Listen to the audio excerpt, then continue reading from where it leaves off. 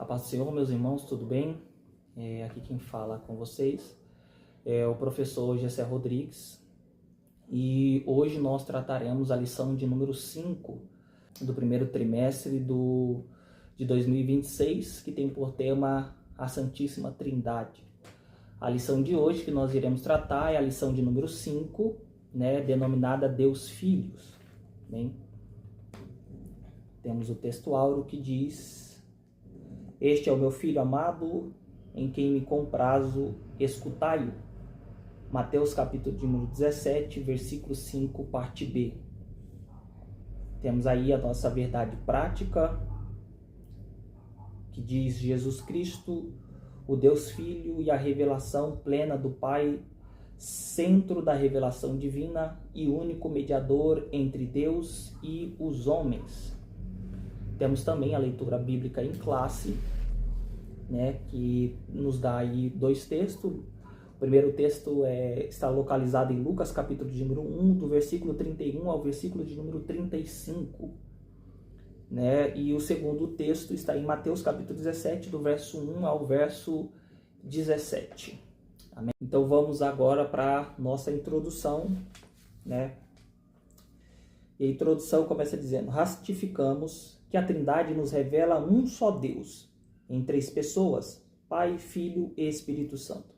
O episódio da Transfiguração, que é Mateus capítulo 17, do verso 1 ao verso 8, é um dos momentos marcantes da revelação da glória de Deus Filho. Nele, Jesus, a segunda pessoa da Trindade, é exaltado diante de testemunhas oculares, com a aprovação explícita do Pai. Ele não é um personagem entre outros, mas Deus encarnado. Essa lição nos conduz a contemplar a centralidade, a missão redentora do Deus Filho. A nossa lição nós trataremos sobre a divindade do Filho. Na segunda parte trataremos segundo a centralidade do Deus Filho e, por último, a terceira parte, nós trataremos a missão redentora do Deus Filho. Amém?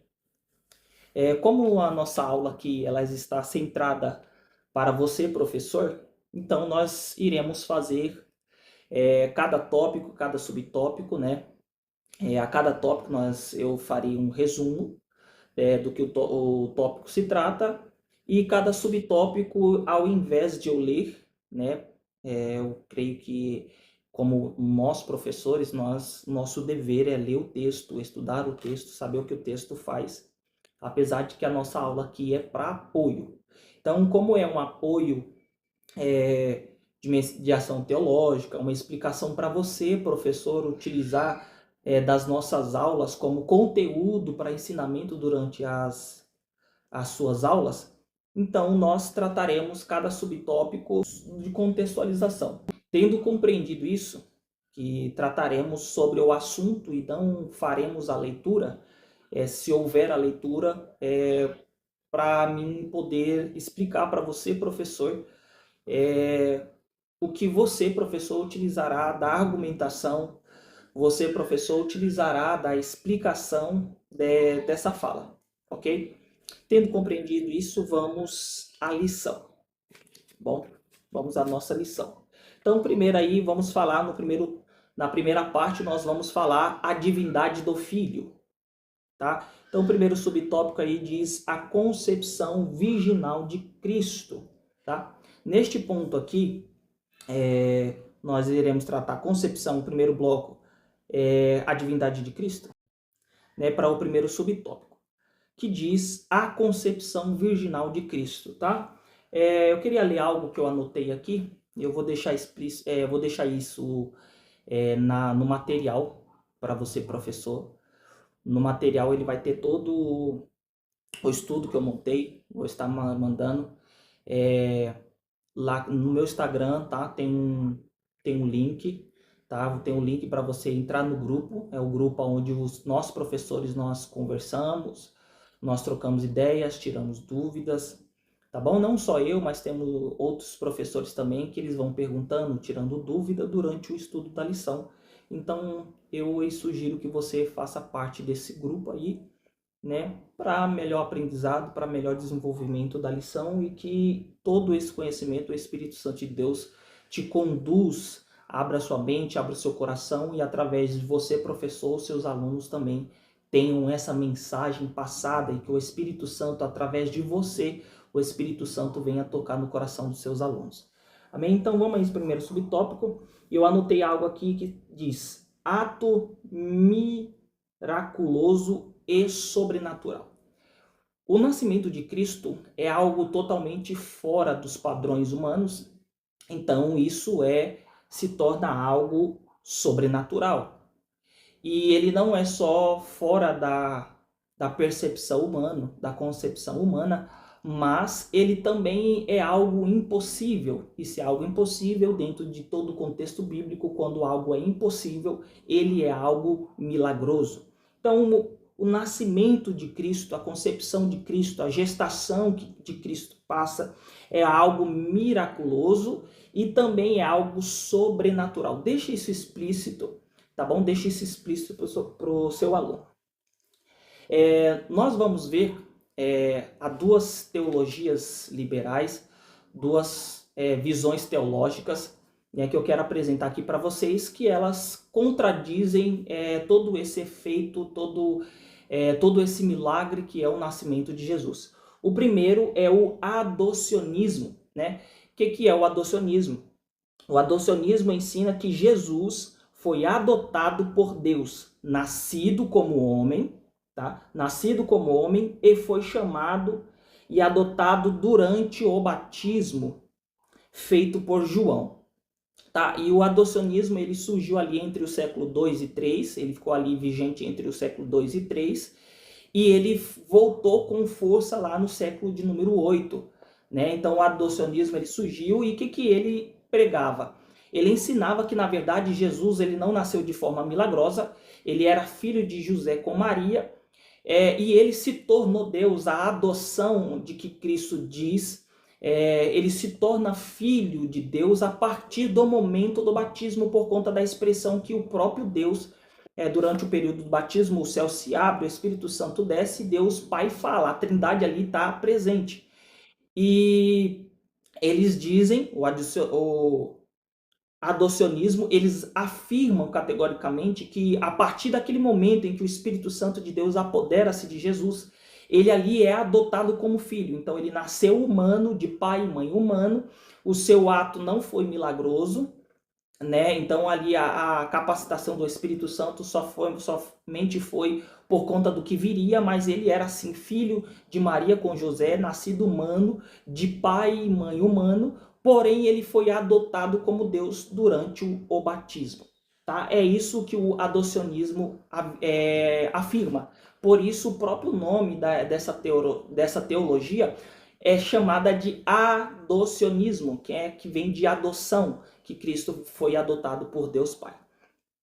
A segunda teologia, a segunda visão teológica, é formada por Cerinto. Cerinto ali foi um dos pais durante o primeiro e segundo século.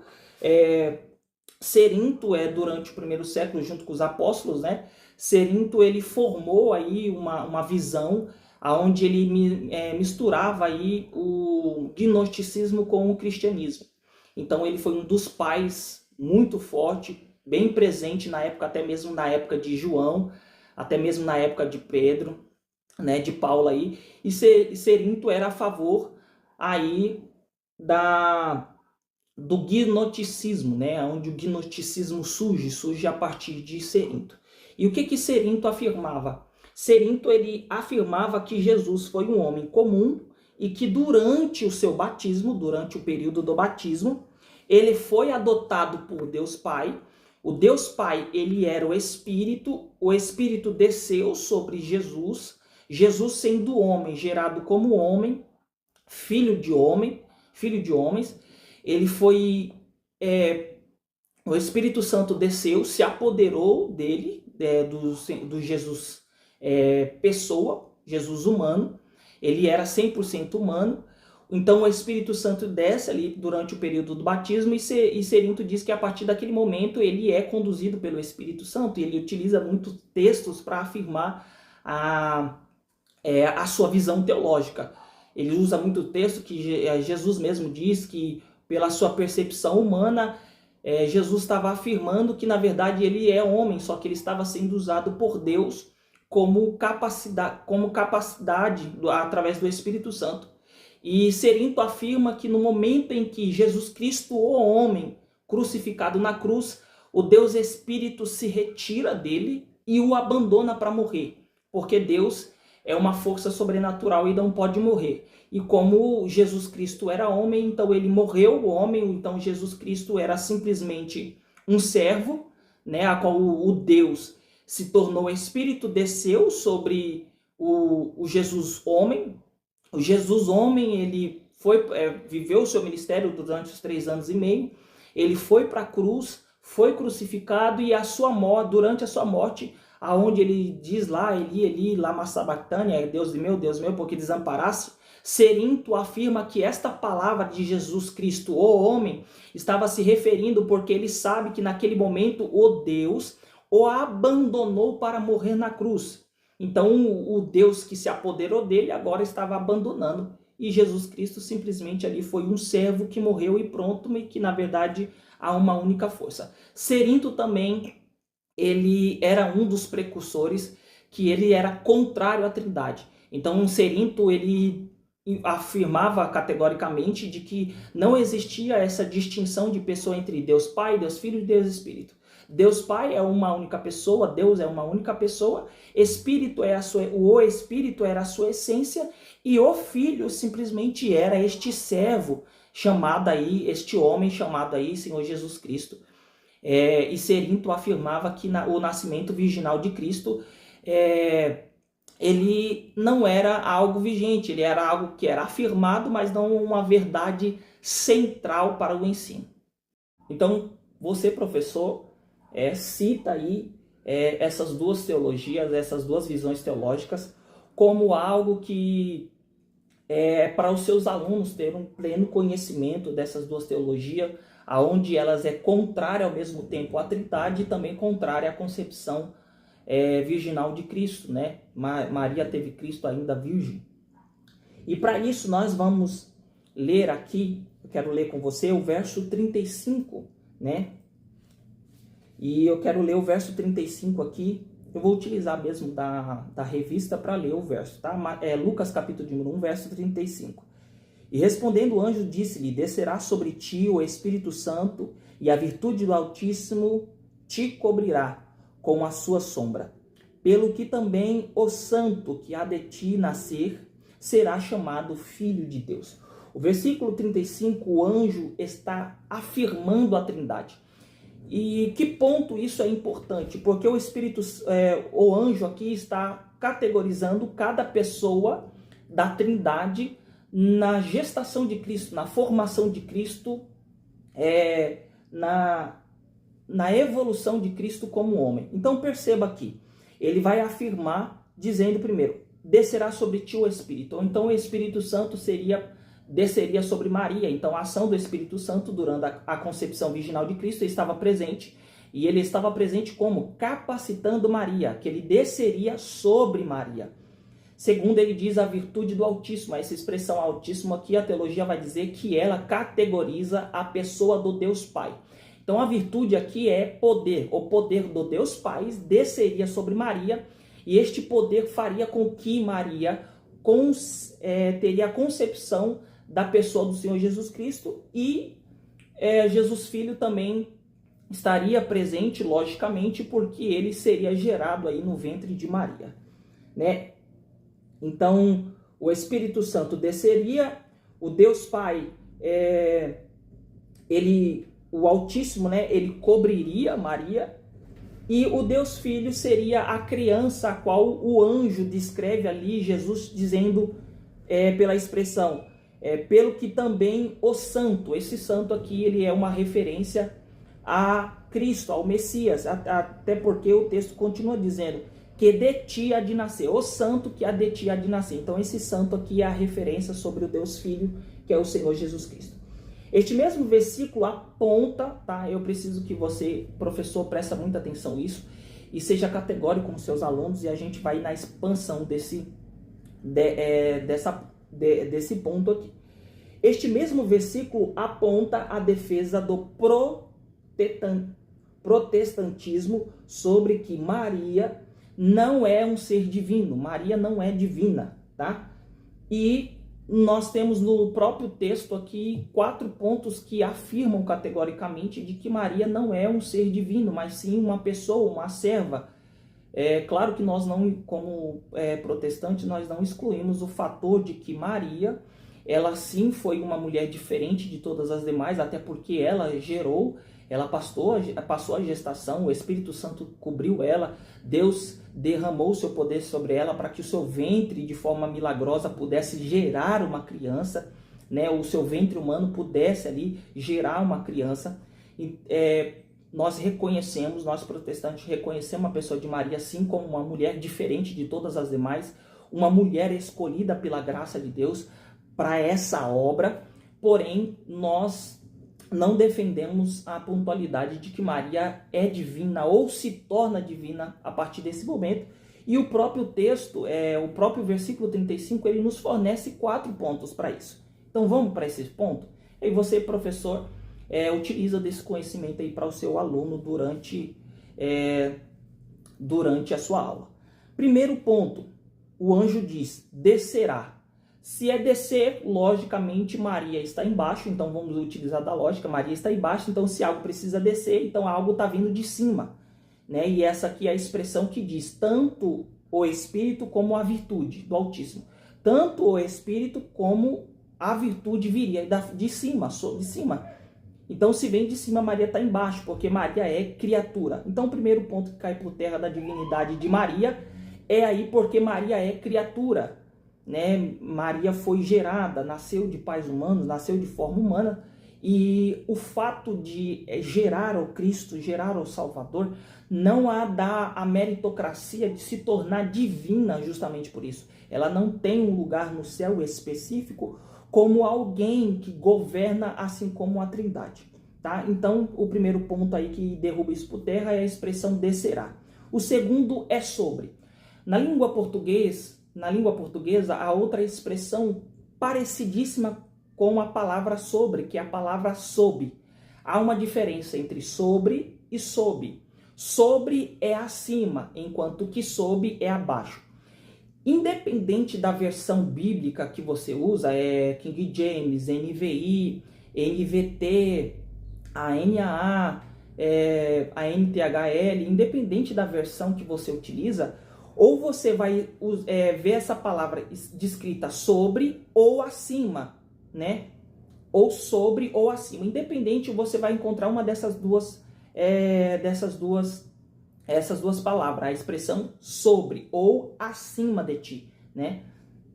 Porque o que o anjo está dizendo ali? Esse é o nosso segundo ponto. Que quando o Espírito Santo descesse, o poder descesse, estaria sobre Maria, não abaixo de Maria. Então o Espírito Santo e a virtude do Deus Altíssimo não estaria abaixo de Maria, mas sim acima dela, porque Maria é criatura. Então, como criatura, Deus está acima de Maria. Então esse é o segundo ponto aí que derruba por terra a divindade de Maria. Terceiro ponto, que fala sobre a virtude. A palavra virtude no grego aqui, que é escrito, que Lucas relata o texto no grego, a palavra virtude aqui é dinamis, né? A palavra do original, né? Isso é importante, é dinamis. Nós vamos falar isso mais para frente. E dinamis aqui é poder, ou seja, o poder do Altíssimo. O poder na gestação de Maria para que a criança, de forma milagrosa, pudesse ser gerada, não veio de um poder específico de Maria. Não foi Maria que exprimiu um poder de si mesma para poder gerar a criança. É claro que Maria teve o ventre, é claro que Maria teve o útero como mulher, mas ela não teve o poder Porque, primeiro, o Espírito Santo desceria para capacitá-la para essa obra, e segundo, a virtude do Altíssimo era importante porque era através da virtude do Deus Pai e do poder do Espírito Santo que essa criança precisava ser gerada. É mais ou menos a descida do Espírito Santo aqui, é mais ou menos o papel fundamental que nós cristãos recebemos, é mais ou menos o que Joel profetiza no capítulo 2, é mais ou menos o que acontece em Atos dos Apóstolos capítulo 2, é uma capacitação. Então o Espírito Santo está capacitando. Maria, como criatura, ela precisa ser capacitada. Então o papel do Espírito Santo aqui é capacitar Maria. E o próprio anjo diz, a virtude do Altíssimo, ou seja, o poder do Altíssimo. O poder não vem de Maria, o poder vem de Deus, vem do Espírito Santo. Então o terceiro ponto aqui que derruba por terra é que o poder para gerar a criança no ventre de Maria, que é humana, o poder vem de Deus e não mesmo de Maria. E o quarto e último ponto aí é o texto te cobrirá. Essa expressão cobrir aqui é sobre uma proteção, né? Uma proteção, porque Maria como criatura ela não suportaria, né, o poder pleno de Deus derramando sobre ela. Nós vemos, por exemplo, Ezequiel por 3 vezes, aonde ele vê a glória de Deus, ele cai por terra. Nós vamos ver que os próprios discípulos, quando veem a glória de Cristo, lá no capítulo de número 17, nós vamos falar isso ainda dentro dessa lição, eles caem, eles se prostram. Daniel acontece isso por 2 vezes, ele vê a glória de Deus e ele cai como morto.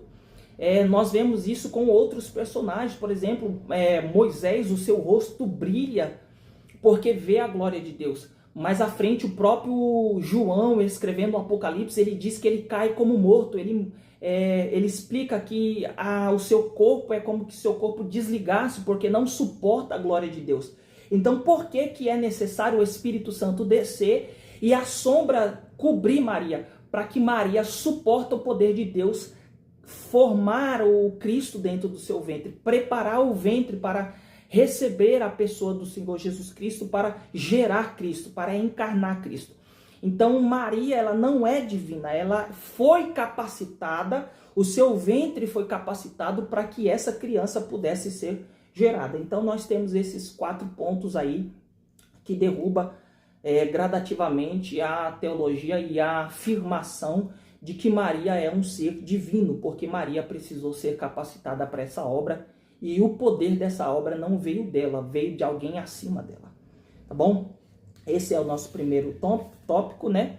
E mais à frente aí, decorrer aí do primeiro subtópico, ele cita aí uma palavra no grego que é episkiazo, né? Episkiazo aí é uma palavra no grego, né? Nós estamos tratando sobre o Novo Testamento, então logicamente ele foi escrito no grego. A palavra episkiazo, ela significa cobrir com a sombra, envolver com, pairar sobre, né? Pairar acima, ou ofuscar com a presença, né? E essa mesma percepção aqui, episkiazo, que é a palavra no grego e traduzida para o português para sombra, é a mesma expressão utilizada em Atos dos Apóstolos, capítulo número 5, né? No episódio onde o texto diz que Pedro passa, né? E a sua sombra, as pessoas colocavam ali, pessoas ali, a sua sombra, quando ele passar, a sua sombra curava as pessoas. Então é a mesma palavra e a mesma expressão. Essa mesma expressão, ela também tem força quando nós lemos Salmos de número 91, onde diz que a sombra do Onipotente te cobrirá. Tá? Então, essa é a primeira palavra que nos aparece aí no grego. A segunda palavra no grego é a palavra do grego traduzido, dynamis, né? que é a palavra aí, virtude para o português, para nós. Dynamis no grego significa força, poder, né? Força, poder. Então, quando o texto diz aí virtude, né? A expressão virtude, no grego ela está dynamis, que significa força, poder. E o engraçado da palavra aí, dynamis, é que ela traz três variações da sua palavra, né? Ela é uma palavra raiz que traz 3 variações para o nosso vocábulo do português e para algumas outras línguas também. A primeira palavra é dinamismo, né? Que é a força social, a força de comunicação, a força da sociedade, que é o dinamismo. O segundo é a dinamite, que é o poder de fogo, o poder de explosão. E o terceiro é a palavra dínamo, que é um gerador de força, né? E essa mesma palavra dinamis aqui é a mesma palavra utilizada quando Jesus está indo para a casa de Jairo e a mulher do fluxo de sangue toca nele e Jesus mesmo diz: alguém me tocou porque de mim saiu virtude. É essa palavra aqui, virtude aqui também, dentro desse texto, é dinamis. Outro texto que também se apropria dessa palavra dinamis aqui é Atos dos Apóstolos, capítulo de número 1, versículo de número 8, onde Jesus, antes de ser assunto ao céu, ele afirma para os discípulos e para todos aqueles que estão ali. Alguns teólogos afirmam que eram aproximadamente 500 pessoas que estavam presentes, alguns afirmam 500 pessoas presentes, e ele diz que para que ele ficar em Jerusalém até que do alto seja revestido de poder, né, seja revestido de poder. A expressão de poder também é dinamis. Perfeito? Entendido,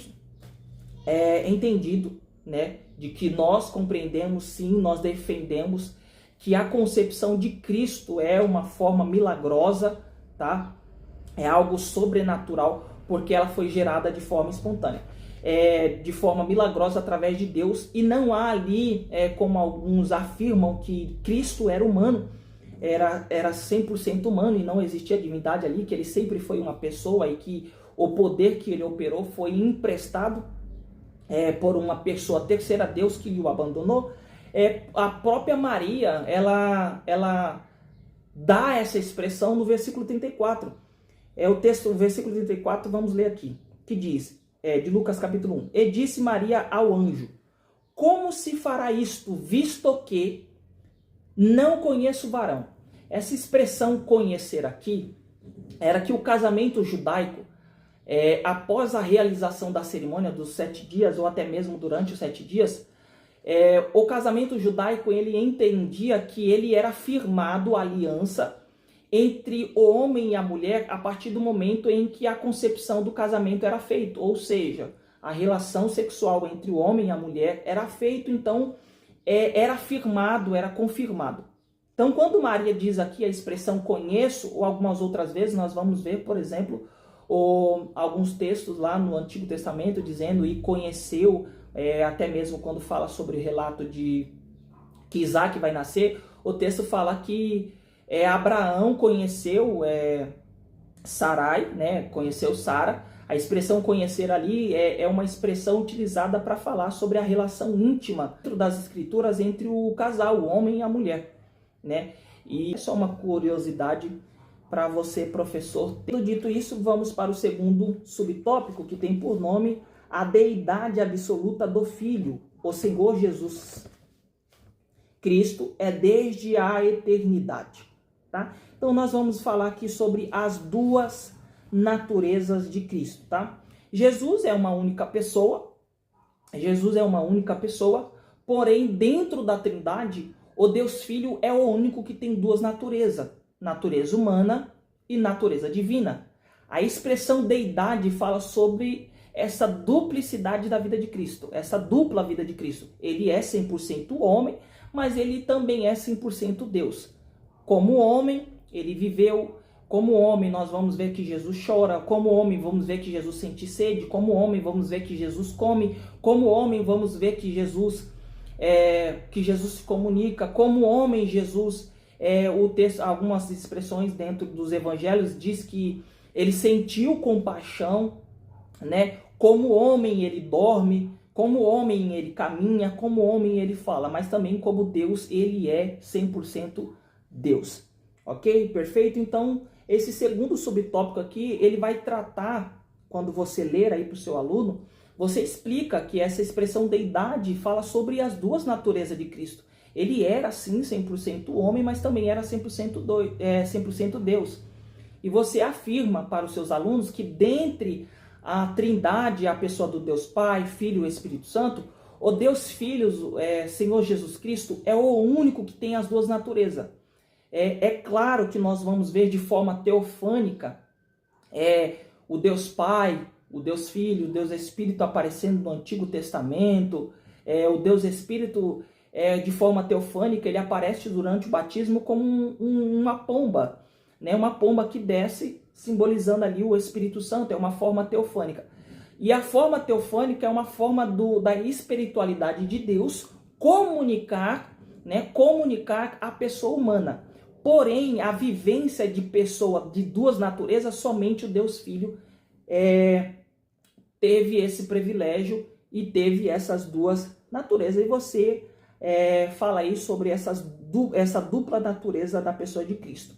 E como texto referencial aí de que Cristo foi 100% homem, 100% Deus, eu deixo para você, professor, ler e também para fazer, afirmar dentro das Escrituras que Cristo foi 100% homem, 100% Deus. Então, finalizando o primeiro ponto, nós vamos agora para o segundo ponto, que diz aí a centralidade do Deus Filho. A centralidade do Deus Filho. Tá? Nesse segundo ponto, nós vamos falar sobre a glória sobrenatural, vamos falar o testemunho da lei e dos profetas e a aprovação divina do Pai. Esse segundo tópico aqui, a gente vai ser preciso nós utilizarmos do texto que a lição nos fornece, que é Mateus capítulo 17, né, do verso 1 ao verso 8. É um dos dois textos bíblicos fornecido para a leitura em classe, tá bom? Então, nesse segundo ponto, o terceiro também, nós faremos menção aí desse texto de Mateus capítulo 17, do verso 1 ao verso 8, tá bom? Vamos entender teologicamente a lição aqui nesse segundo ponto e no terceiro ponto, no último ponto. Ele vai tratar aí de forma teológica, de forma exegética, né, esse texto de Mateus 17. Amém? Então, vamos lá. Primeiro subtópico aí fala sobre a glória sobrenatural de Jesus. Eu quero ler somente esse primeiro parágrafo aqui que diz o seguinte: Pedro, Tiago e João acompanharam Jesus até o alto monte. Isso é o capítulo 17 do Evangelho segundo escreveu Mateus. E o que ele está fazendo menção aqui é logo o versículo de número 1, tá? Neste local, Jesus transfigurou-se diante deles, e o seu rosto resplandeceu como o sol, e as suas vestes se tornaram brancas como a luz. Ele cita aqui o verso de número 2, tá? Então ele vai fazer aí sobre a transfiguração. O texto de Mateus capítulo 17, verso 1 ao verso 8, alguns versículos em diante vai dar a contextualização aqui do texto, mas vamos ater aos princípios do que a lição nos dá, até porque é importante a gente manter um foco. Esse contexto aqui é o que nós conhecemos sobre a passagem da transfiguração de Cristo, né? Jesus sobe lá com Pedro, Tiago e João, ele se transfigura, ele brilha, seu rosto brilha, a nuvem desce, Deus novamente fala, uma segunda vez Deus fala: este é meu filho amado, em quem me compraz, né? Em qual eu tenho prazer. E ele vê lá Elias e Moisés. Então nós vamos entender aqui de forma teológica o que esse texto está querendo dizer, por que isso aconteceu, tá bom? E por que essas pessoas estavam. Nós vemos que a pessoa de Pedro, Tiago e João, você explica que Pedro, Tiago e João eram as pessoas que mais tinham comunhão com Cristo, né? Dentre os 12 apóstolos, as pessoas que nós mais vamos ver que Cristo sempre chamava para momento específico. Por exemplo, a tão amada história sobre Jairo, nós vamos ver que quando Jesus entra e manda tirar todo mundo que está dentro da casa quando a menina morre, vamos ver que Jesus chama o pai e a mãe, e o texto de Lucas, o texto de Mateus, principalmente o texto de Marcos, diz que Jesus chama Pedro, Tiago e João para entrar dentro da casa. Quando Jesus sobe no jardim do Getsemane para orar, mesmo ali que os discípulos dormem, o texto diz que quando Jesus se ausenta, ele também chama Pedro, Tiago e João. Porque esses 3 discípulos são os discípulos mais próximos de Jesus. São os discípulos que estão mais próximos. Até mesmo no livro de Atos, nós vamos ver também sim que o texto ele dá ênfase aos apóstolos, porém eles citam de forma categórica, em alguns momentos específicos, eles citam a pessoa de Pedro, Tiago e João, tá? Porque são os apóstolos mais próximos de Cristo, tá bom? E o que a gente aprende aqui é que quando Deus faz essa revelação, nós vamos aprender isso mais tempo, aí você cita aí, que quando ele faz a revelação, quando o Espírito desce lá durante o episódio do batismo, que é quando Deus fala pela primeira vez, ali é de forma pública, e quando isso aqui acontece, que ele é transfigurado, nós vamos ver o porquê da transfiguração, que está remetindo ali a demonstração do poder de quem Jesus ele realmente era, o divino de Cristo, né? O texto diz que ele brilha, as suas vestes eram luminosas, seu rosto está brilhando. Jesus ali ele está revelando a sua natureza divina.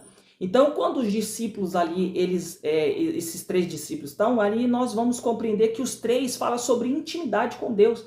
O que as três pessoas ali estão aparecendo remete-se sobre nós termos uma vida íntima com a pessoa de Deus, um relacionamento íntimo, buscarmos a Deus, orar, jejuar, e você passa isso aí para o seu aluno do porquê esses três que falam sobre justamente chamar porque eram pessoas íntimas. Então Deus revela a sua glória para pessoas íntimas. Amém? O texto aí do primeiro subtópico do segundo ponto, ele vai dar uma palavra no grego que é metamorfo, que do grego significa uma divisão, tá? É uma palavra que se divide em duas, ou seja, esta palavra é formada por outras duas palavras, que a primeira palavra é meta, que significa mudança, além, né? E morfe, né? Que significa forma, natureza e essência. Então, significando assim que metamorfo significa trocar a essência, mudar de forma, mudar de essência, além da sua natureza, né? Além da sua forma, além da sua essência. É isso que significa a palavra que nos aparece no grego aí. Perfeito? E Cristo aqui, ele se transfigura, né? Essa palavra aqui traduzida do grego é o transfigurar, né? E a referência aqui é Mateus capítulo 2, Mateus capítulo 17, versículo de número 2. Amém?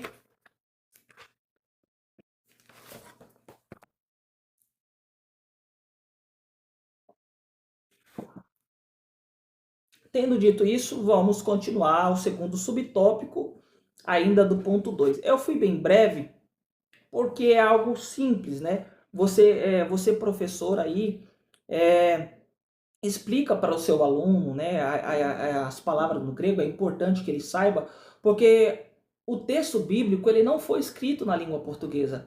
Quando ele foi redigido, ele não foi escrito por uma pessoa. Então, cada palavra, apesar que há a tradução do grego para o português, ou até mesmo cita aí o aramaico ou o hebraico, é importante que o aluno saiba a importância dessa tradução para ele saber o que a pessoa por trás. E é importante que o aluno saiba a importância dessas palavras para que ele tenha noção, a compreensão da completude que é essas palavras e o que ela significava para o escritor da sua época, para o escritor na sua língua nativa, né? Então não é algo qualquer que o aluno está compreendendo. Então você explica isso para o aluno. Então eu citei aqui de forma breve somente essa palavra desse primeiro tópico, para nós sermos um pouco mais breve na nossa lição, mas você, professor, lê o texto aí, lê o texto pausadamente. Se você, professor, durante o seu estudo, que você acompanhar aqui o nosso vídeo, o nosso material, lendo aí o texto bíblico e acompanhando a revista, surgir alguma coisa que você queira falar para o seu aluno, você tem total disponibilidade. Você é o professor da sua turma. Amém? Vamos para o segundo subtópico, que diz o testemunho da lei e dos profetas. Amém? Então, o texto aí vai nos dizer: estando no monte, eis que lhes apareceu Moisés e Elias, falando com ele.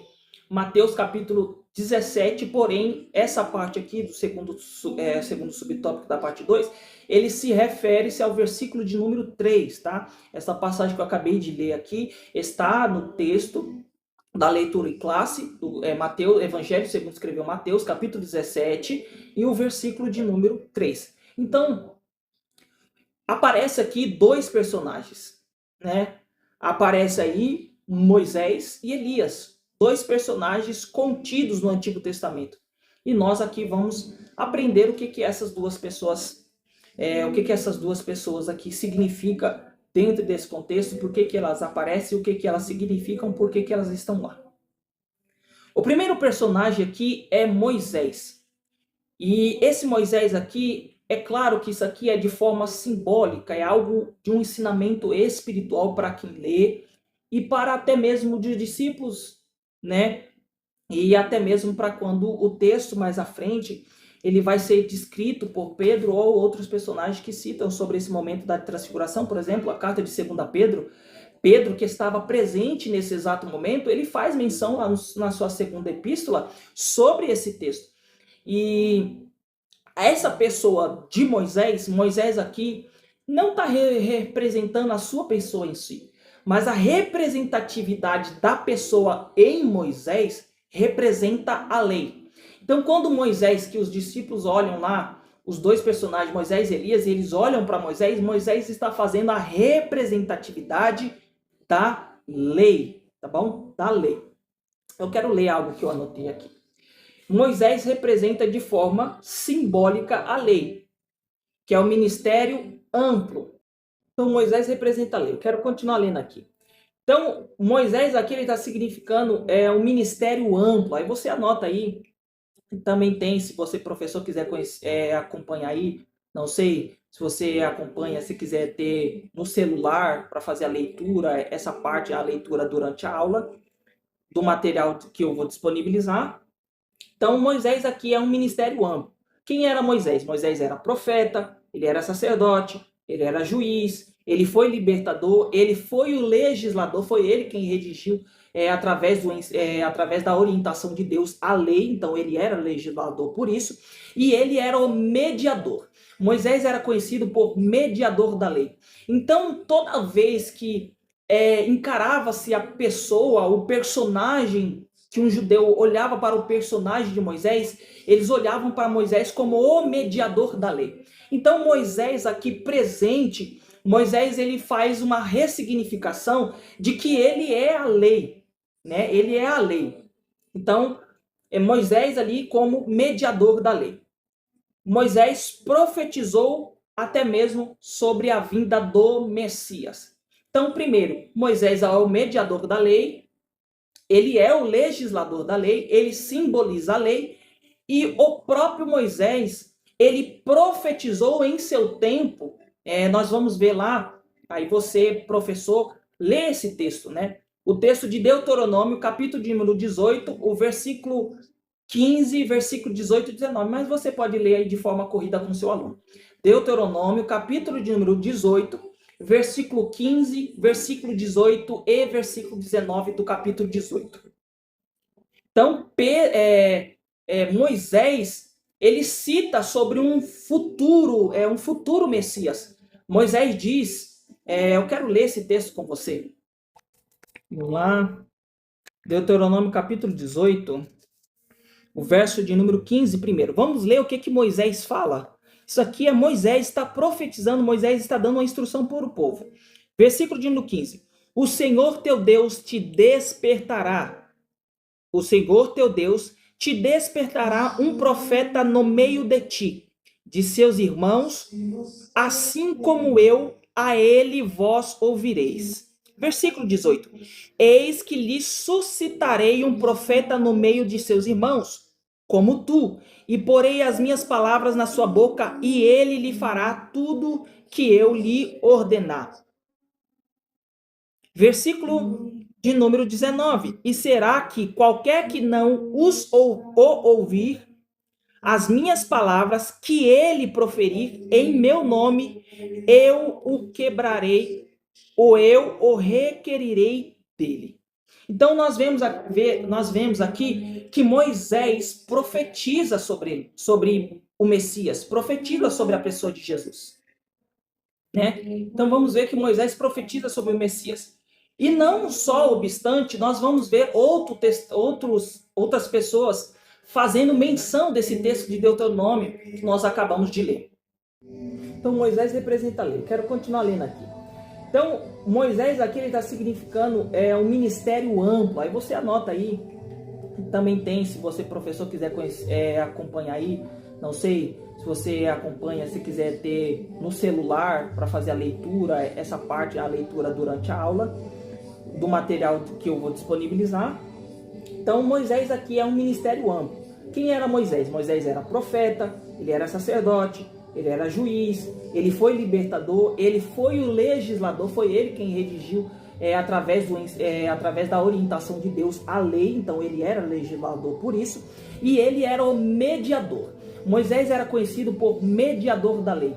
Então toda vez que encarava-se a pessoa, o personagem, que um judeu olhava para o personagem de Moisés, eles olhavam para Moisés como o mediador da lei. Então Moisés aqui presente, Moisés ele faz uma ressignificação de que ele é a lei, né? Ele é a lei. Então Moisés ali como mediador da lei. Moisés profetizou até mesmo sobre a vinda do Messias. Então, primeiro, Moisés é o mediador da lei, ele é o legislador da lei, ele simboliza a lei, e o próprio Moisés, ele profetizou em seu tempo. Nós vamos ver lá, aí você, professor, lê esse texto, né? O texto de Deuteronômio, capítulo de número 18, o versículo 15. É que o vizinho acabou de ligar o som aqui. Então nós vamos ver que outras pessoas, assim como Pedro, nós vamos ver Estevão e até mesmo Jesus fazendo menção desse texto que Moisés fala no capítulo 18 do livro de Deuteronômio. Por exemplo, Pedro em Atos dos Apóstolos, capítulo de número 3, do versículo 22 e 23, ele faz menção de Deuteronômio capítulo 18.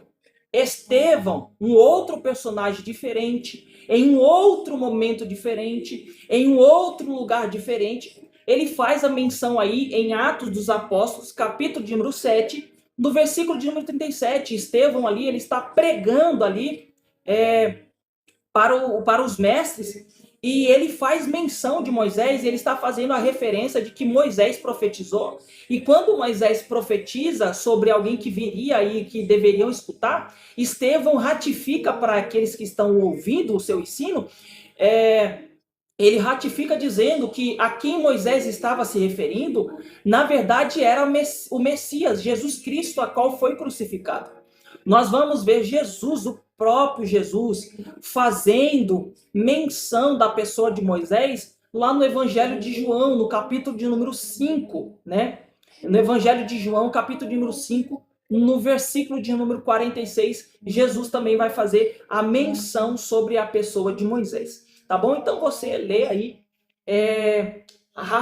afirmando que esses três personagens, que Pedro, que Estevão e o Jesus, eles repetem esse texto de Deuteronômio lá no Novo Testamento. Ele está fazendo uma seguridade do texto do Antigo. Então, toda vez que nós vamos ver aqui no Novo Testamento algum personagem citando alguma lei ou citando algum episódio, remetendo-se à pessoa do Espírito, ou algum episódio assim, nós vamos ver que o Novo Testamento está dando seguridade para o Antigo Testamento, né? Para o Antigo Testamento. E isso eu não estou nem falando sobre outras três expressões através de Moisés, por exemplo, a serpente de bronze levantada por Moisés no deserto.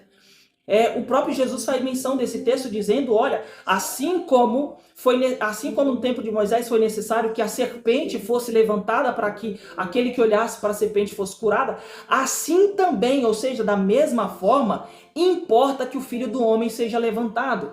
Também não estou fazendo menção sobre a época da Páscoa, lá no Êxodo capítulo número 12, se não me falha a memória, onde fala da saída, onde eles fazem a primeira celebração da Páscoa. Há um cordeiro ali sacrificado, onde o judeu chama aquele cordeiro de cordeiro pascual, que é o cordeiro que precisaria ser sacrificado durante a Páscoa. Esse cordeiro é o próprio cordeiro que remete-se à pessoa de Cristo, é um simbolismo de Cristo, a qual o próprio o evangelista João, ele vai dizer que Cristo é o Cordeiro Pascual. Também nem faço menção da lei, porque a própria lei remete-se a Cristo. O próprio Jesus faz menção dizendo que ele vem cumprir a lei e que a lei é por conta dele, né? Então, eu nem faço menção desses 3 episódios, mas eu faço menção desse texto bíblico de que Moisés assegura a pessoa do Messias, né, e que se reflete ao Cristo, né? Vamos ali para o segundo personagem. O segundo personagem que nos aparece aqui é Elias, tá? É Elias. E Elias representa aqui de forma simbólica os profetas, né? Elias encara a pessoalidade de um verdadeiro profeta que não negocia a fidelidade de Deus, que se opõe a falsos deuses. Elias era o profeta que não morreu. Elias era o restaurador de Israel, né? E Elias, ele ali, quando ele aparece, ele está fazendo uma menção, né, que os profetas, Elias ali de forma simbólica, ele representa os profetas, Moisés representando a lei e Elias representando os profetas. Então, a pessoa de Elias. Por exemplo, na Brit Milá, que nós conhecemos como circuncisão, a Brit Milá, havia uma cadeira chamada de Misé Elihuá. A Misé Elihuá, que significa a cadeira de Elias, era uma cadeira onde eles acreditavam, os judeus acreditavam, um pouco século adiante, acreditavam que o Messias se assentaria nessa cadeira. Acreditam que o Messias, quando viesse, ele assentaria nessa cadeira, que é a cadeira de Elias. Né? Eles fazem ali uma mistura, entendendo que o texto, quando diz que alguém viria preparando o caminho no espírito de Elias, né, no tempo, anunciando, eles acreditavam que o Messias viria no espírito de Elias. E Jesus responde isso, dizendo que, na verdade, quem viria o espírito de Elias, na verdade, é alguém que prepararia o caminho para o Elias e que é a pessoa de João Batista. Né? E o que significa quando Elias e Moisés aparecem? Quando Moisés e Elias aparecem? Quando Elias e Moisés aparecem ali no Monte da Transfiguração, eles estão fazendo um simbolismo da lei e do profeta, ou seja, a lei era um testemunho de Cristo, né? Então Moisés ali simbolizando a lei, ele era um testemunho, ele dava o testemunho, com a lei ele dava o testemunho, daram para o Messias, Jesus ou Messias. Então a lei, ela testemunhava sobre o Messias, assim como Elias, o maior exemplo de profeta, ele fazia menção de como profeta que os profetas profetizaram sobre o próprio Messias. Então os dois ali, eles estão revelando Cristo. A lei revela Cristo e os profetas revelam a Cristo. Eu quero ler algo aqui que é de um conhecimento para nós, e eu anotei isso aqui, vai estar no nosso material. Sinagoga judaica, né? Havia-se 3 cadeiras, cria-se que havia-se 3 cadeiras na sinagoga judaica. Primeira cadeira chamada de Kisé Moshe, que é a cadeira de Moisés. A cadeira de Moisés ela era ocupada somente no momento em que o mestre, né, o fariseu, o príncipe da sinagoga, toda vez que ele ia ler a lei, né, ia ler a Torá, que é Gênesis, Êxodo, Levítico, Números e Deuteronômio, toda vez que esses 5 livros eram lidos, a pessoa tinha que explicar sentado na cadeira. E quando ele sentava, ele tinha que sentar na cadeira de Moisés.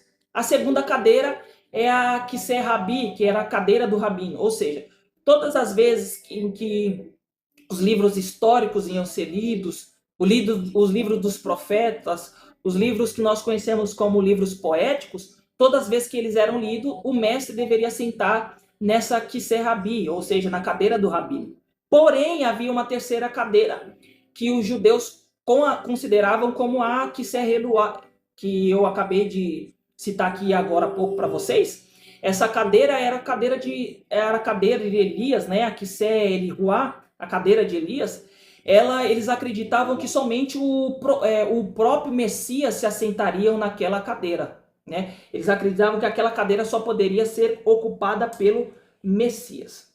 Amém? Então vamos aí para o nosso terceiro subtópico, né, que diz a aprovação divina do Pai. Né? Eu quero ler essa primeira parte aqui. A transfiguração atinge o seu clímax com a voz audível do próprio Pai. Então, nesse terceiro subtópico aqui, nós vamos entrar no momento onde quando o Pai fala, né? E o texto de Mateus, eu quero ler junto com vocês aqui, o texto de Mateus, capítulo 17, no versículo de número 5 diz: estando ele ainda a falar, eis que a nuvem luminosa os cobriu, e da nuvem saiu uma voz que dizia: este é o meu filho amado em quem me comprazo, ou, dependendo da tradução, em quem eu tenho prazer. Escutai-o. Né? Então, esse terceiro subtópico aqui, ele vai fazer sobre a menção dessa voz. E, professor, anota isso aí, fala isso aqui que eu vou falar para vocês, porque essa expressão que é dita, né? Essa voz, quando dá testemunho, não é a primeira vez, tá? Não é a primeira vez e nem é a última vez que essa voz fala, que essa voz vem do céu. O primeiro episódio que nós vemos essa voz falar é quando Jesus está sendo batizado por João, no Rio Jordão. Quando Jesus está sendo batizado, que ele sobe das águas, o texto fala que o céu se abre, o Espírito desce e a voz fala. Repete essa mesma palavra: este é meu filho amado em quem eu me comprazo, né?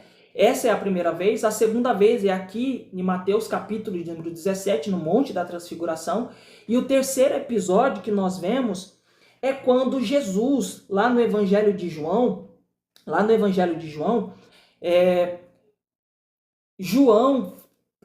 Jesus, tendo a sua fala, Pai, testifica de mim, e o texto diz que vem uma voz do alto e testifica a ele, dizendo que ele seria glorificado. Então nós vemos que essa voz vem do céu, não primeira vez, ela é a segunda vez, mas também repete-se uma outra vez, antes mesmo de Jesus ser assunto ao céu, antes de ser crucificado, né? Antes de ser julgado pelo Império Romano.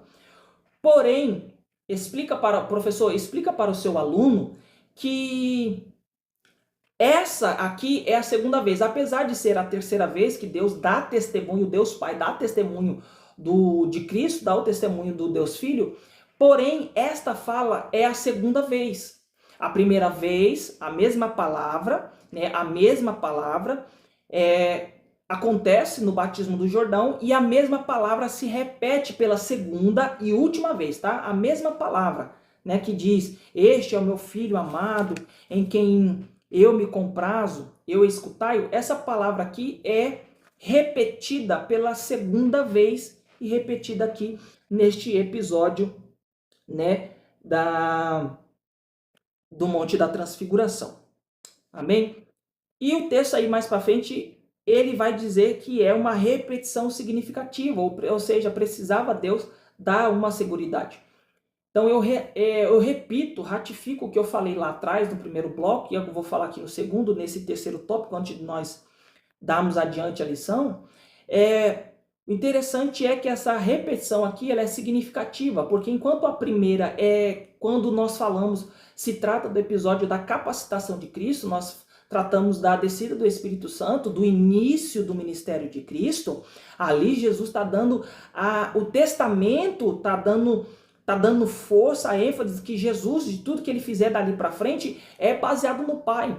Né? E essa segunda voz aqui, essa segunda repetição aqui no Monte da Transfiguração, no Evangelho segundo escreveu Mateus, capítulo 17, é uma repetição significativa, porque aqui, enquanto da primeira vez repete-se, fala-se para dar seguridade ao ministério, à missão do Senhor Jesus Cristo, aqui Deus está utilizando dessa mesma fala, porque aqui está sendo revelado a pessoa de Jesus Cristo como divino. Enquanto o primeiro episódio que Deus fala a mesma palavra, no batismo de João, é falado quando Cristo, encarado como humano, mas ele está ali cumprindo uma ordem, revelando a natureza de Cristo, também como homem. aqui ele ratifica, ele está dando uma afirmativa, e é necessário repetir essa fala, porque aqui está sendo revelado o divino de Cristo. Enquanto no primeiro fala do humano, da missão, ele como servo, aqui fala de Jesus como Deus, Jesus como divino, tá bom? Então você passa isso para o seu aluno, tá? Então, mais à frente aí vai aparecer uma outra palavra no grego, que é a palavra eudoquesa, né? A palavra eudoquesa. Essa palavra eudoquesa do grego significa ter a prazo, ou seja, aprovei, escolhi favoravelmente, né? Ou até mesmo como a lição aí sugere, para a tradução da expressão a quem eu me comprazo, ou seja, a quem eu tenho prazer, né? A quem eu olho e sinto prazer, a qual eu tenho gosto de ver, né? Essa aí é o significado dessa palavra aí. Amém? Então você, como professor, você explica aí para o seu aluno. Amém? Então vamos aqui para o terceiro bloco, que diz a missão redentora do Deus Filho. Amém? Antes de nós darmos início aqui, meus irmãos, meu querido professor, antes de nós darmos início aqui ao terceiro e último bloco da nossa lição de hoje, a lição de número 5, segue aqui o nosso canal no YouTube, tá bom? Segue o nosso canal no YouTube. Agora em fevereiro eu vou estar lançando aí uma série de vídeos com episódios sobre a série sobre sinagoga, né? Nós vamos abordar como que a sinagoga era na época de Cristo, como que ela surgiu, por que surgiu, como que era a organização, o que influência a sinagoga tinha que hoje nós, como cristãos, temos, o que nós adotamos dessa época. Então essa série aí será uma série de 8 episódios, né? Uma série de 8 episódios, onde nós trataremos aí a série sobre sinagoga. Amém? Então siga aqui o nosso canal no YouTube, será postado aqui, alguns cortes serão postados na nossa página no Instagram, né? Segue lá a nossa página no Instagram, segue a nossa página no TikTok, tá bom? Então, entra lá no Instagram, pede lá, você que é professor, quer receber esse material, o material do que eu estou explicando para vocês, e vocês quiser fazer o acompanhamento com os seus alunos aí, ou até mesmo a leitura de alguma coisa que eu falei aqui, de significado de palavra um pouco mais profundo do que a lição dá, tá tudo no nosso material da lição, tá? Tá no material da lição. Então vai lá, pede, entra no grupo, lá no grupo VIP lá, a cada lição será disponibilizado o vídeo dentro do grupo, para vocês assistirem, e também o material para vocês acompanharem tanto na sua aula com seus alunos, como também assistindo o vídeo. Amém? E outro sim,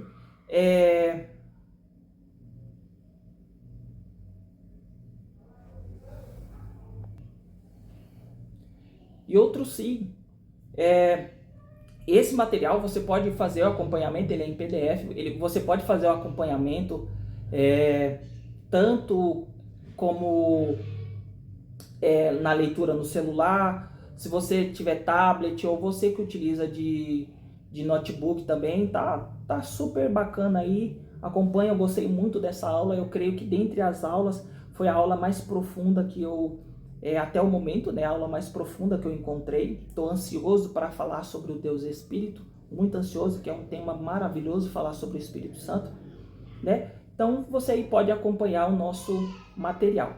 Amém? Então vamos lá para o terceiro ponto aí, que diz a missão redentora do Deus Filho. Vamos primeiro subtópico, né? O Filho como revelação suprema. Aí dentro do primeiro tópico, desse primeiro subtópico, né, que tem por tema o Filho como revelação suprema, ele vai usar a expressão aqui, que nós vamos dar continuidade ao texto de Mateus capítulo 17, do verso 1 ao verso 8. Ele tem ali, como eu disse lá no tópico 2, ele tem aqui no tópico 3, no ponto 3, ele tem um acréscimo que, quando o Deus Pai diz, este é o meu filho amado, este é o meu filho a quem eu me comprazo, nós vamos ver ali que se você fizer a comparação de texto, você que é professor, pega a Bíblia e você tem a licença como professor, você tem a licença de fazer a leitura dos dois textos. Pega de uma Bíblia, acompanha a fala do Deus Pai durante o batismo nas águas de Jesus e essa passagem de Mateus capítulo 17. Faz ali, junto com o seu aluno, o contraste entre os dois textos. E você vai ver, e você aí ensina isso aqui para o seu aluno, e é o que o primeiro subtópico aqui do terceiro ponto trata, ele tem um acréscimo aqui no capítulo 17 do Evangelho de Mateus, nessa segunda vez, que nós não encontramos na primeira vez. A primeira vez diz, né, este é o meu filho amado, né, o texto diz, versículo 5, e a nuvem saiu de uma voz e dizia, lá na primeira parte diz, este é o meu filho amado em quem eu me comprazo. Porém, aqui no Mateus capítulo 17, ele tem um acréscimo, ele tem um ponto e vírgula, e ele continua dizendo, escutai-o. Por quê? Aí a gente vai aprender. Essa expressão, escutai-o, esse acréscimo que Deus fala agora na segunda vez e não fala na primeira, é claro, ele é uma referência à pessoa de Moisés. Lembra que eu falei lá em Deuteronômio capítulo 18, né? Moisés, citando sobre o Messias, ele diz que Deus deu a revelação para ele e que ele precisou passar para o povo no capítulo 18 de Deuteronômio. Moisés disse, olha, vocês não me escutaram, mas virá alguém após a mim e este vocês deverão escutar. Então Deus ali, ele está dando, Deus Pai, está dando seguro, né? Está repetindo a mesma base, o mesmo princípio que ele deu para Moisés. Moisés apareceu e Moisés deu uma profecia no capítulo 18 de Deuteronômio, dizendo que o Messias viria e que deveriam escutá-lo. Então Deus repete, né? Deus falou com Moisés, mas Moisés profetizou, o povo de Israel teve conhecimento, os judeus na época de Jesus tinham conhecimento dessa passagem bíblica, e Deus agora assegura dizendo, escutai-o, né? Escutai-o. E o engraçado é que para confirmar isso, o texto aqui do primeiro subtópico, ele diz, não é Moisés a lei e nem Elias, os profetas, que devem ser ouvidos, mas o Cristo. O que o Deus Pai estava querendo dizer? Escutai-o. Você viu Moisés e você viu Elias. A lei e os profetas testificam de uma única pessoa. Então, olham para a lei, mas não para a lei como a determinidade que ali vai seguir o seu caminho. Não, mas olham porque a lei e os profetas, eles revelam o Cristo, ou seja, olham para Cristo, olham para a pessoa do Senhor Jesus Cristo, porque ele, o Senhor Jesus Cristo, é a finalidade da lei e é a finalidade dos profetas. E isso o escritor de Hebreus, ele escreve isso no capítulo 1, e eu deixo isso para referência de você como professor. Ele usa lá no livro de Hebreus, no capítulo 1, no verso 1 e 2, ele dá essa seguridade de que Cristo é o fundamento, Cristo é a revelação, né? Então você mostra para os seus alunos que para os judeus, Moisés era alguém importante, Elias era alguém importante, só que eles eram homens que em todo momento eles estavam revelando uma única pessoa. Tudo o que aconteceu no Antigo Testamento, sim, nós devemos olhar para o Antigo Testamento como um ensinamento, nós devemos guardar a palavra na sua completude, tanto o Antigo como o Novo. Não só o Novo, mas quando nós olharmos para o Antigo Testamento, que nós guardamos, você aí como professor, quando você passar isso para o seu aluno, passa para o seu aluno dizendo que toda vez que ele ler a passagem do Antigo Testamento, o Antigo Testamento em todo momento ele está vinculado à pessoa de Cristo. Pessoas, atos proféticos, acontecimentos espirituais, todos eles estão ligados à pessoa de Cristo, são formas simbólicas, né? O livro de Hebreus, nós vamos falar isso adiante, o livro de Hebreus diz que o passado é sombra, que revela No Novo, revela-se na pessoa de Cristo, nas ações, nos ensinamentos, na morte, na ressurreição, na crucificação. Né? Então, Cristo é a consumação do Antigo Testamento. O Antigo Testamento veio como uma forma de preparar o coração do homem para quando Cristo viesse. Amém? Tendo conhecimento desse primeiro tópico, aí você já encaixa o segundo tópico. Eu, como professor, não costumo ler texto a texto.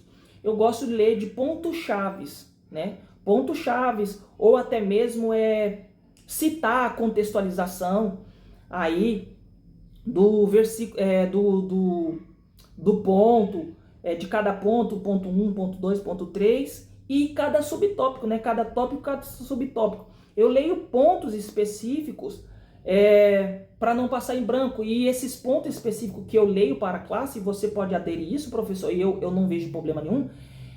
Porque como professor, até eu como aluno, às vezes eu sento para ouvir outros professores, é até monótono a gente tá lá sentado ouvindo uma pessoa que ela vai só ler o texto.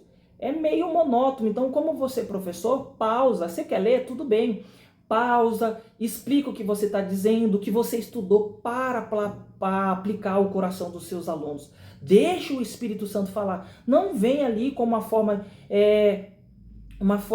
mesquinha, somente você como professor lendo o texto. Porque ler o texto o aluno pode fazer. Então, se você como professor só vai na sua aula, se levanta para ensinar só lendo o texto, sem você explanar o texto, sem você deixar que o Espírito Santo de Deus fala, sem você deixar que Jesus Cristo haja ali na sua aula, porque às vezes o Espírito Santo de Deus quer ensinar e você só está lendo o texto da revista. Então você acaba, primeiro, você não deixa o Espírito Santo de Deus falar, você não deixa Jesus Cristo agir, mas como você também pode perder aluno, porque o aluno diz, o meu professor está lendo o texto que eu posso ler. Então, se for para mim ler, eu leio em casa.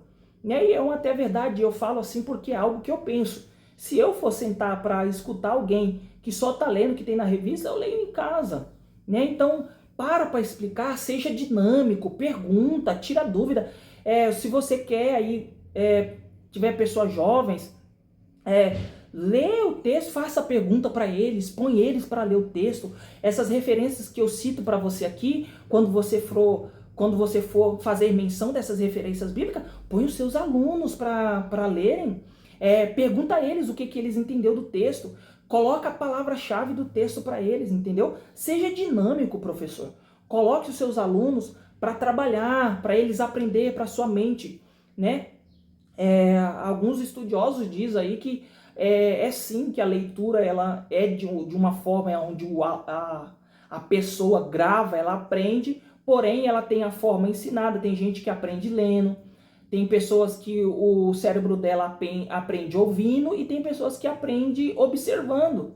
Tem outras pessoas que ela tem um aspecto mental um pouco mais desenvolvido do que outros, em que ela consegue aprender ouvindo, aprender lendo, aprender observando. Então coloca o seu aluno para raciocinar, para o que está escrito ali na revista, ele grava na mente, ele grava, põe eles para ler. Às vezes você, professor, não precisa, porque às vezes é chato, é o tempo onde você para, onde você, professor, vai revisar algum ponto, você como professor para dar um gole na água, né, para beber água, para revisar ali os pontos seguintes, entendeu? Então seja dinâmico, professor, seja dinâmico, tá bom? Vamos o segundo tópico aí,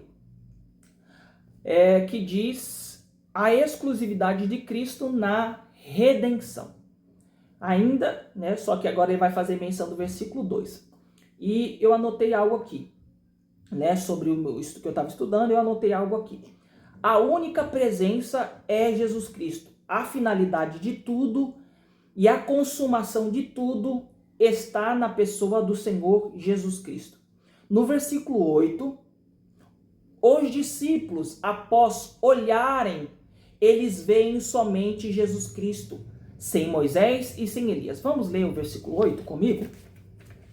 Acompanhe, enquanto você assiste a aula, acompanhe com a revista. Não somente você vai ter o material, você está aqui, mas acompanhe a revista, Anota aí se você quiser, se sua mente abrir aí durante a leitura, anota aí, mas acompanha com a revista, tá? O versículo 8 diz: erguendo eles os olhos, ninguém os viram, senão a Jesus. Então eles quando viram Moisés e viram Elias. Porém, após a revelação de Deus, dizer que Jesus Cristo é o Filho amado, a quem ele tem prazer e que deveriam escutá-lo, onde eles vê a nuvem, vê o rosto de Jesus brilhando, né? Aí o verso 6 diz que os discípulos ouviram isso, e quando eles ouvem, o texto do versículo 16 diz que quando eles ouvem a voz de Deus Pai falando, né? Dizem que eles se prostram com os seus rostos, está no versículo 6, prostram com os seus rostos e tiveram grande medo. Versículo 7, e aproximou-se Jesus e tocou-lhes. Ou seja, quando eles escutam, eles ainda estão vendo Jesus no meio, Moisés e Elias de um lado, cada um de cada lado. Então, quando eles estão vendo à primeira vista, eles estão vendo a nuvem, estão vendo o rosto de Jesus brilhar, a nuvem brilhar, estão vendo o simbolismo da pessoa de Elias e o simbolismo de Moisés. Porém, quando a voz fala com eles, eles se prostram.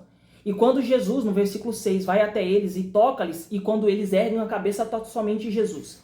O que a lição quer que eu, como cristão, você como cristão, como professor, e você como professor ensina isso para os seus alunos? O que a finalidade desse versículo 8 aqui é ensinar-nos que a finalidade de tudo está em Cristo. E eu anotei algo aqui muito interessante, durante o meu estudo a minha mente abriu e eu anotei algo aqui. Ambos os personagens revelam Cristo. Então, Moisés simbolizando a lei, Elias simbolizando os profetas, eles são pequenos símbolos que representam a pessoa de Cristo. A pessoa deles é somente um mero simbolismo, né? Porque até mesmo a lei e os profetas, apesar de revelar a Cristo, eu creio sim, fielmente, que eles são simplesmente uma mera explicação de quem é Cristo, porque a amplitude de Cristo nós não conseguimos compreender na sua totalidade. Então, por isso, a expressão mera, né? Vamos continuar no que eu escrevi aqui. Como representatividade de Cristo, as leis e os profetas falam de Cristo, revelam a Cristo. Conforme o livro de Hebreus, aí eu deixo isso aqui para você, tá? Conforme o livro de Hebreus, o capítulo de número 8 de Hebreus e o capítulo número 10, tá? São duas referências bíblicas. O capítulo de número 8 de Hebreus é o versículo 5 e o capítulo 10 de Hebreus é o versículo de número 1. Ali, o escritor de Hebreus está dizendo que tudo que aconteceu lá no passado é uma sombra. Então, Moisés e Elias é uma sombra de Jesus. Eles não são propriamente Cristo, mas eles são simbolismo que revelam a pessoa de Cristo. Então, quando Cristo toca neles e eles olham para Cristo, o que Cristo está nos ensinando aqui através dessa passagem, você passa para o seu aluno, é que na verdade eles são simplesmente um mero simbolismo e que a finalidade de tudo é Cristo.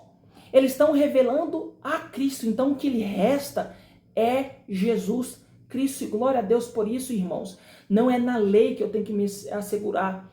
Há entre nós alguns judaizantes, Paulo fala isso que acontece no meio.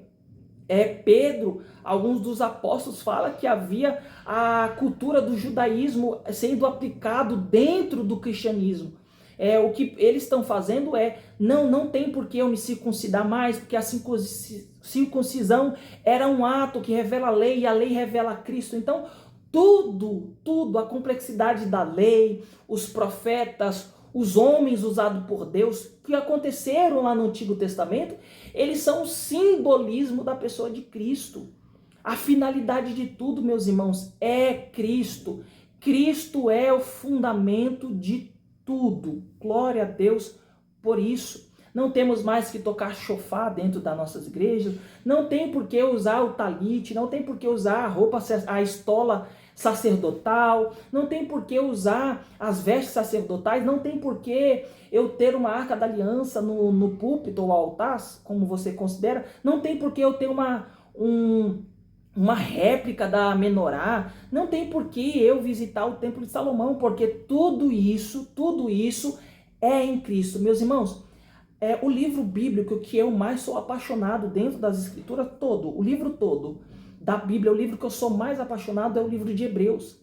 Porque o escritor de Hebreus, ele cita sobre a lei, sobre o sacerdócio, sobre o sacrifício, sobre o altar, sobre tudo que há dentro do tabernáculo. E ele está dizendo, tudo que aconteceu no tabernáculo, que Moisés, a lei, descreveu, tudo isso era um simbolismo de Cristo. Cristo é o sumo sacerdote, Cristo é o cordeiro, Cristo é o verdadeiro altar, Cristo é a pia, Cristo é a finalidade de tudo, meus irmãos. Entendeu? Então o escritor do Hebreus, ele escreve o livro de Hebreus justamente para que os irmãos que haviam, o que estava acontecendo ali no momento em que o livro de Hebreus é escrito. Havia alguns irmãos que eles eram cristãos, haviam se convertido do judaísmo para o cristianismo, haviam aceitado Cristo como o suficiente Salvador, reconhecia Cristo como Messias. Só que eles eles pregavam e acreditavam fielmente de que Jesus, por ser o Messias prometido pelos antigos, pela cultura judaica, Jesus, ele era o Messias judaico. Jesus, como homem, ele era judeu, né? Jesus nascido de judeu, nascido de sangue judeu, de pessoas judeus, de naturalidade judaica, como ser humano nascido da raça do judaico, dentro da cultura judaica. Esses irmãos, eles estavam vivendo a cultura judaica, eles estavam pegando as leis e aplicando peso. Então o escritor aos Hebreus, ele vem escrevendo a sua epístola para direcionar os irmãos. Meus irmãos, tudo isso que vocês aí ainda acreditam, o judaísmo, né? Que eles eram conhecidos como judaizantes, cristãos judaizantes, tudo isso que vocês estão fazendo, que vocês consideram como a menorá, como a arca da aliança, como o tabernáculo, o altar, o sacerdócio, tudo isso, meus irmãos, é um simbolismo, é um texto exegético, né? É um texto ali onde vai em defesa de Cristo. E ele está dizendo, meus irmãos, tudo isso que você considera do costume judaico, tudo isso que você considera lá na época de Moisés, meus irmãos, tudo está revelado em Cristo. Então ele vem fazendo um texto teológico, pegando o antigo e aplicando na pessoa do Cristo. Então leia esse livro. Esse livro é maravilhoso. Então a finalidade de tudo é Cristo. Tudo o que aconteceu é uma sombra, ou seja, a sombra não é propriamente dito a pessoa, mas uma mera representatividade. Uma mera representatividade. Amém? E vamos para o nosso terceiro e último subtópico antes de concluirmos nossa lição. O terceiro subtópico diz aí, o aprendizado pela experiência. O aprendizado pela experiência. Quero ler uma parte que eu grifei aqui na lição, que diz o seguinte, está no terceiro parágrafo. Mais tarde, Pedro reconhece o episódio, né, esse episódio aqui de Mateus capítulo 17, Pedro reconhece o episódio como uma evidência incontestável, ou seja, o próprio Pedro que estava presente, lembra que eu te falei que Pedro estava presente, era um dos testemunhas? Pedro estava presente e Pedro reconhece o episódio como evidência incontestável da majestade de Jesus. Ou seja, Pedro recita o episódio que era de conhecimento e diz: eu estou dando atestado de validez de que isso é verdade porque eu estava presente. E eu não só estava presente, mas eu digo para vocês e eu reconheço que isso é uma evidência incontestável que Jesus é Deus.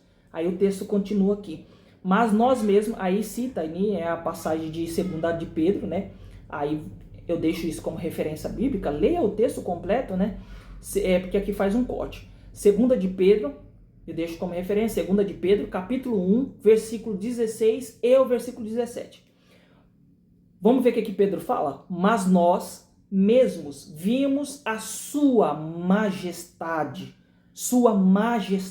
né? O poder de Deus, a essência de Deus. Então, quando Pedro está dizendo, eu olhei e quando eu vi o seu rosto brilhar, o seu corpo resplandecer, a voz falar, eu vi ali que Jesus, ele era majestoso. Eu vi a sua majestade, ele era o rei prometido, ele era o Messias prometido, ele é Deus. Por quê? Porque eu. E ele não só diz ele, mas ele disse nós aqui. E essa expressão nós no plural, ele está referindo sobre Pedro, sobre ele, Tiago e João. Ele diz nós que estávamos presentes ali, nós vimos com os nossos olhos. Ou seja, o meu olho carnal conseguiu ver a majestade de Deus. Aí o versículo continua, que é o versículo 17. Quando da sua magnífica glória. Ou seja, eu não só vi a majestade, aquele episódio não só revelou para nós e para mim, Pedro, que estava presente, a majestade de Jesus, mas eu vi a sua glória como Deus, eu vi a sua essência como Deus. O que Pedro está dizendo? Eu conhecia ele como Messias, como um homem que cumpria milagres, que ressuscitava mortos, que curava enfermos, que fazia cego enxergar, que fazia mudo falar, que fazia paralítico andar. Eu vi, só que eu só compreendi. Isso é o que Pedro está falando, né? Isso é o que a gente tem compreensão de quando a gente lê esse texto. Eu compreendi a sua glória como Deus quando me foi dirigida na seguinte voz. Ou seja, eu vi, mas compreendi quando escutei. Escutei a seguinte voz: este é o meu filho amado, em quem eu me comprazo. A transfiguração aqui, ela portanto, é um vislumbre do reino, né? Essa transfiguração aqui em sua totalidade, ela é um vislumbre do reino. Nós vemos a Trindade, o Espírito ali representado como a nuvem, a voz como Deus, e Jesus brilhando. Nós vemos ali a Trindade, o Deus Pai, o Deus Filho e o Deus Espírito Santo, né? Ela não só é um vislumbre do reino, mas também é um prenúncio, né? Ou seja, uma profecia acerca da ressurreição de Cristo. Ou seja, uma profecia de que Cristo ressuscitaria mesmo, assim como ele disse antes, porque é uma profecia, porque eu vi a glória, ele é Deus e ele pode ressuscitar. É também a antecipação vitória de Cristo. Ou seja, eu sei que Cristo é vitorioso porque eu vi a sua glória, eu vi a sua majestade. Né? Que Pedro viu a sua glória, viu a sua majestade. E por último, ele é o anúncio de um triunfo escatológico. Glória a Deus por isso, meus irmãos. Esse texto aqui, ele nos dá essas 4 seguridades, né? Esse texto aqui vê o deslumbre do reino. Esse texto aqui de Mateus capítulo 17, ele é um prenúncio da ressurreição. É uma antecipação da vitória de Cristo, seja sobre a morte, sobre Satanás, sobre o pecado, no último tempo. E ele também é um anúncio do triunfo escatológico, ou seja, o momento escatológico não aconteceu, o arrebatamento não aconteceu, mas eu como cristão, através desse texto, lendo e meditando aí, você passa isso para o seu aluno, que o texto de Evangelho, segundo escreveu Mateus, do versículo 1 ao versículo 8, ele me dá segurança como cristão, como aquele que tem fé em Cristo, que esse texto me dá segurança de que Cristo já venceu, de que Cristo é vitorioso, e eu sou vitorioso porque eu creio em Cristo, que Cristo vai triunfar no fim de tudo. Amém, meus irmãos? Essa é a nossa lição. Então, portanto, vamos ler a conclusão, e a conclusão eu quero ler só a primeira parte que diz: a doutrina do Deus Filho nos conduz à centralidade de Cristo na fé cristã. Sua divindade, glória e missão redentora revelam o coração do Pai e o agir do Espírito Santo. Meus irmãos, nós aprendemos até aqui que Jesus Cristo, o seu nascimento foi virginal, foi de forma poderosa. Desde o seu nascimento nós vemos a atuação do Deus Pai, do Filho e do Espírito Santo na gestação, na formação de Cristo, na formação do Espírito Santo. Então a Trindade estava presente na concepção virginal de Cristo. Nós vemos que Cristo tem a sua natureza divina. Nós vemos que os mesmos atributos que nós encontramos no Deus Pai e futuramente nós encontraremos no Deus Espírito, nós também encontramos na pessoa do Deus Senhor Jesus Cristo. Então ele é Deus por isso. Nós vemos aqui a centralidade do Filho, né? Nós aprendemos sobre a sua glória natural, sobrenatural. Ele como Deus, né? Nós vemos que a lei em representatividade de Moisés testifica do Messias, testificava de Cristo. Também os profetas, em simbolismo de Elias, ele testifica sobre Cristo. Nós vemos aqui a aprovação divina, que Deus o aprovou, não só como filho humano, mas também como divino. Nós vimos aqui a missão redentora do Filho, que a sua missão foi nos render, foi redentora. Nós aprendemos aqui que o Filho foi revelado de uma forma suprema. Nós aprendemos aqui a exclusividade de Cristo na sua redenção. E por último, nós aprendemos o que há por detrás em todo este texto bíblico de Mateus capítulo 17. Meus irmãos, muito obrigado pela sua presença, muito obrigado por essa aula, uma aula maravilhosa que o Espírito Santo de Deus te usa poderosamente dentro dessa aula, que o Espírito Santo de Deus te capacita durante o estudo, durante a leitura. Ora, meus irmãos, ora, porque o Espírito Santo de Deus pode falar, o Espírito Santo de Deus pode curar, o Espírito Santo de Deus pode batizar com o Espírito Santo. Então, meus irmãos, ora antes de ler, ora durante, deixa que o Espírito Santo de Deus fala com você. Quando você lê um texto bíblico em referência que foi citado aqui, ou que a lição dá, ou até mesmo a leitura em classe, deixa que o Espírito Santo de Deus fala com você. Deixa antes mesmo, professor, antes mesmo que você passa convicto essa lição para os seus alunos, deixa que o Espírito Santo de Deus te conduza e que Deus seja glorificado a todo momento. Amém? Deus abençoe pela sua presença, meus irmãos, e até a próxima aula.